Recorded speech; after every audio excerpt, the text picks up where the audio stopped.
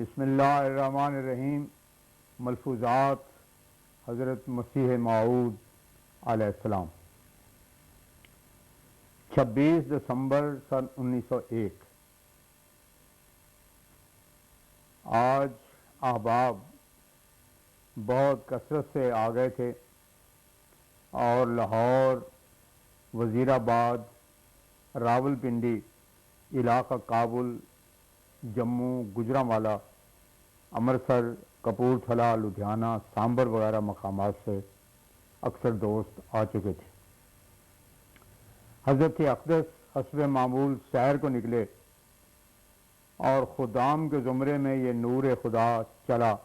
احباب کا پروانوں کی طرح ایک دوسرے پر گرنا بھی بجائے خود دیکھنے والے کے لیے ایک عجیب نظارہ تھا۔ الغرض مسٹر عبدالحق صاحب نے کل کے حضرت اقدس کے ارشاد کے موافق ایک مختصر سی تحریر پڑھ کر سنائی جو ان کے اپنے خیال میں تثلیث اور مسیح کی الوہیت کے دلائل پر مشتمل تھی۔ اس کو سن لینے کے بعد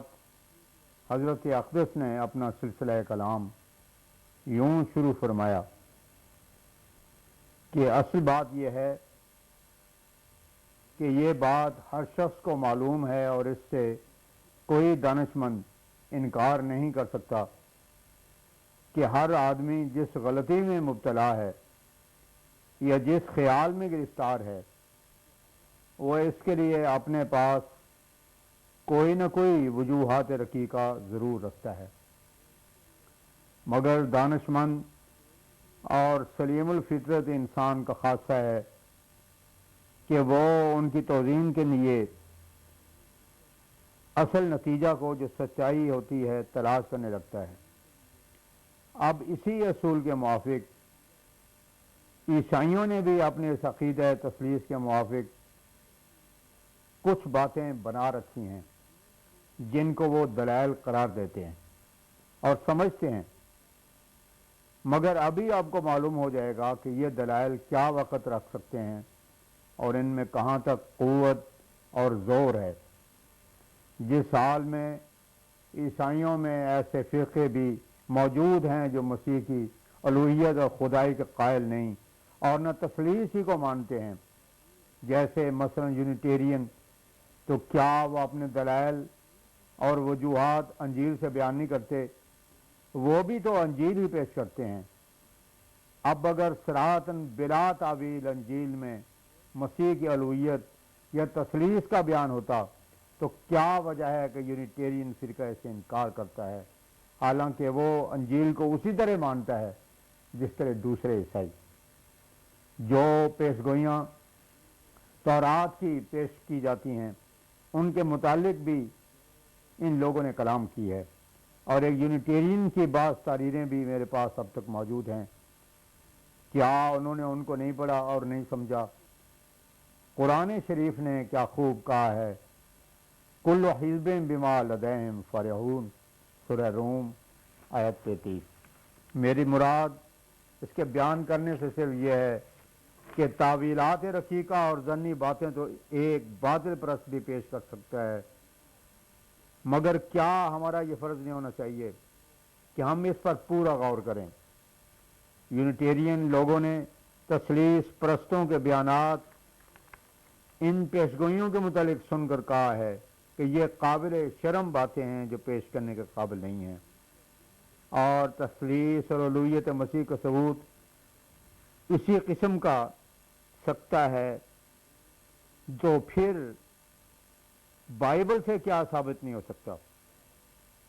لیکن ایک محقق کے لیے غور طلب بات یہ ہے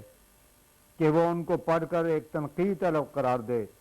اور پھر اندرونی اور بیرونی نگاہ سے اس کو سوچے۔ اب ان پیشگوئیوں کے متعلق جہاں تک میں کہہ سکتا ہوں یہ امر قابل غور ہیں۔ اول، کیا ان پیشگوئیوں کے بابت یہودیوں نے بھی، جن کی کتابوں میں یہ درج ہیں،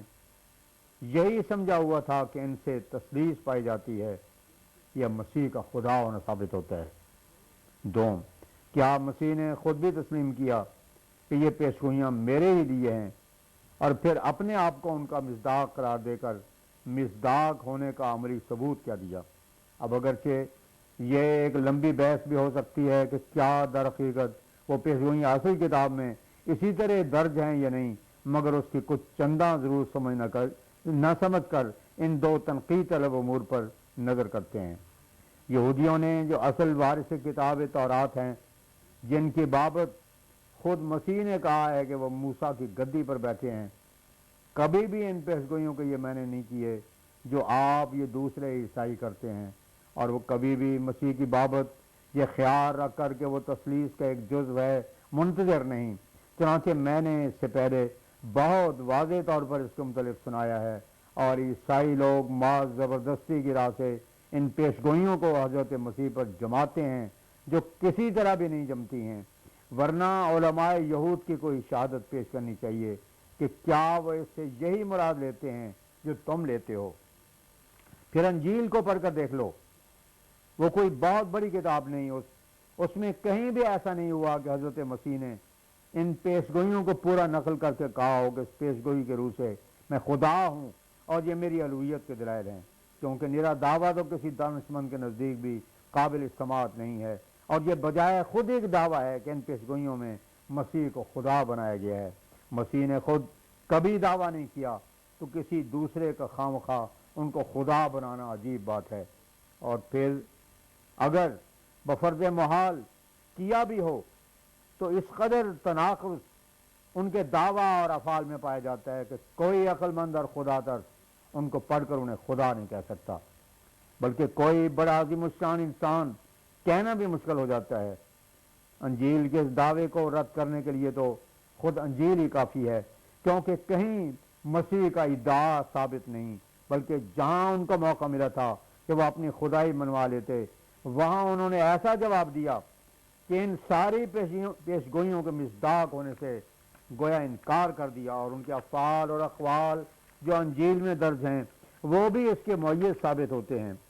کیونکہ خدا کے لیے تو یہ ضرور ہے کہ اس کے افعال اور اقوال میں تناقض نہ ہو، حالانکہ انجیل میں صریح تناقض ہے۔ مثلا مسیح کہتا ہے کہ باپ کے سوا کسی کو قیامت کا علم نہیں ہے۔ اب یہ کیسی تعجب خیز بات ہے کہ اگر باپ اور بیٹے کی عینیت ایک ہی ہے تو کیا مسیح کا یہ قول اس کا مصداق نہیں کہ دروغ گورا حافظہ نباشد،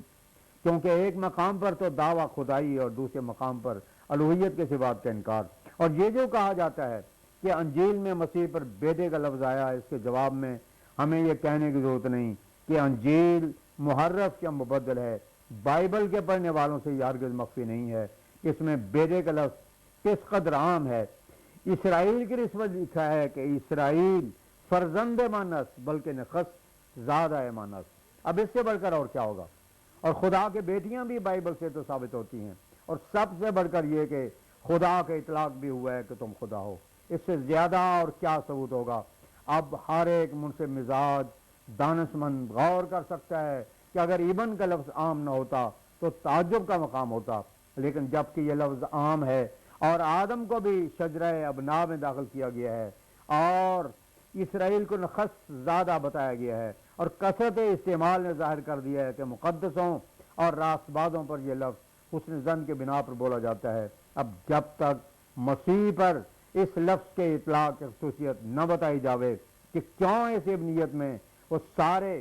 راست بازوں کے ساتھ شامل نہ کیا جاوے، اس وقت تک یہ لفظ کچھ بھی مفید اور مؤثر نہیں ہو سکتا، کیونکہ جب یہ لفظ عام اور قومی محاورہ ہے تو مسیح پر ان سے کوئی نرالے معنی پیدا نہیں کر سکتی۔ میں اس لفظ کو مسیح کے خدائی یا ابنیت یا الوہیت کی دلیل مان لیتا اگر یہ کسی اور کے حق میں نہ آیا ہوتا۔ میں سچ سچ کہتا ہوں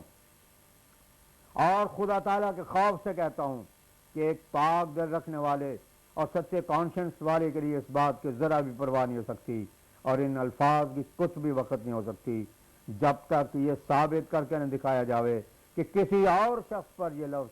کبھی نہیں آئے، اور یہ آئے تو ہیں مگر مسیح ان وجوہات قویہ کی بنا پر اوروں سے ممتاز اور خصوصیت رکھتا ہے۔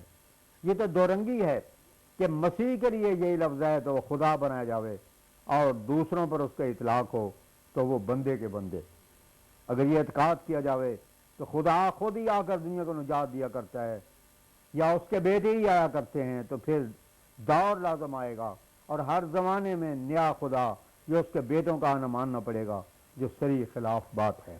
ان ساری باتوں کے علاوہ ایک اور بات قابل غور ہے کہ وہ کیا نشانات تھے جن سے حقیقتاً مسیح کے خدائی ثابت ہوئی، کیا معجزات؟ اول تو سرے سے ان معجزات کا کوئی ثبوت نہیں، کیونکہ انجیل نویسوں کی نبوت ہی کا کوئی ثبوت نہیں۔ اگر ہم اس سوال کو درمیان میں نہ بھی لائیں اور اس بات کا لحاظ نہ کریں تو انہوں نے ایک محقق اور چشمدید حالات سے لکھنے والے کی حیثیت سے نہیں لکھے، تب بھی ان معجزات میں کوئی رونق اور قوت نہیں پائی جاتی، جبکہ ایک تالاب ہی کا قصہ مسیح کے سارے معجزات کے رونق کو دور کر دیتا ہے، اور مقابلتاً جب ہم انبیاء سابقین کے معجزات کو دیکھتے ہیں تو وہ کسی حالت میں مسیح کے معجزات سے کم نہیں بلکہ بڑھ کر ہیں، کیونکہ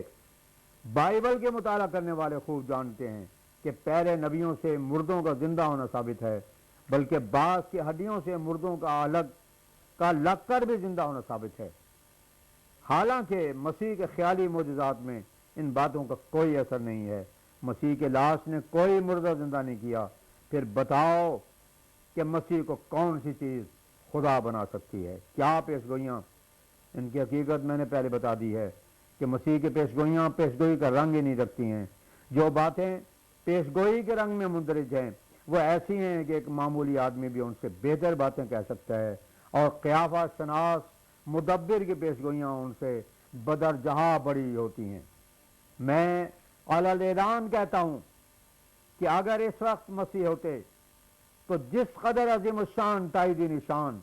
پیشگوئیوں کے رنگ میں اب خدا نے میرے ہاتھ پر صادر کیے ہیں، وہ ان کو دیکھ کر شرمندہ ہو جاتے اور اپنی پیشگوئیوں کا کہ زلزلے آئیں گے، مری اور قید پڑیں گے یا مرغ بانگ دے گا، کبھی مارے ندامت کے نام نہ لیتے۔